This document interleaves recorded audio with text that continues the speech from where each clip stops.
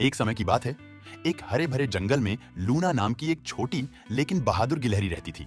Luna अपने साहस और जिज्ञासा के लिए पूरे जंगल में जानी जाती थी।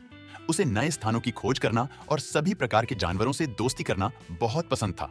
एक दिन लूना ने कुछ पक्षियों को जंगल के किनारे पर एक सुंदर छुपे हुए घास के मैदान के बारे में चहचहाते सुना। कहा जाता था कि उस घास के मैदान में सबसे मीठे जामुन होते हैं, लेकिन यह भी कहा जाता था कि एक बूढ़ा क्रोधी उल्लू ओलिवर उस मैदान की रखवाली करता है। लूना की आंखें उत्साह से चमक उठीं। उसने फैसला किया कि वह पहली गिलहरी होगी जो उस मैदान को ढूंढेगी और ओलिवर से दोस्ती करेगी। लूना ने कुछ मेवे अपनी छोटी थैली में पैक किए और अपनी यात्रा पर निकल पड़ी। वह पेड़ों के माध्यम से कूदी, नदियों को पार किया और पहाड़ियों पर चढ़ गई जब तक कि वह जंगल के किनारे तक नहीं पहुंच गई।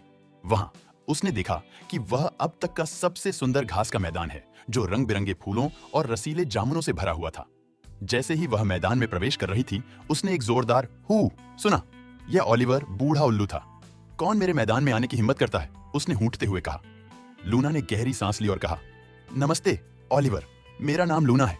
मैंने आपके सुंदर मैदान के बारे में बहुत सुना है और इसे खुद देखना चाहती थी। मैं आपके लिए कुछ मेवे लाई हूं। ओलिवर लूना की दयालुता से चकित होकर नीचे उड़कर उससे मिलने आया। उसने मेवे लिए और एक का स्वाद लिया। ये बहुत स्वादिष्ट हैं, उसने कहा। किसी ने मुझे पहले कभी उपहार नहीं दिया। ज्यादातर जानवर यहां आने से बहुत डरते हैं। लूना ने मुस्कुराते हुए उत्तर दिया, कभी कभी हमें नए दोस्तों को बनाने के लिए थोड़ी सी दयालुता दिखानी होती है। उस दिन के बाद से लूना और ओलिवर सबसे अच्छे दोस्त बन गए।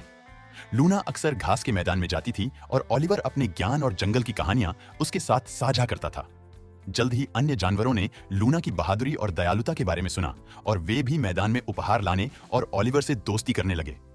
जंगल एक खुशहाल जगह बन गया, हंसी और दोस्ती से भरा हुआ। सब लूना बहादुर छोटी गिलहरी की वजह से, जो दयालुता की शक्ति में विश्वास करती थी।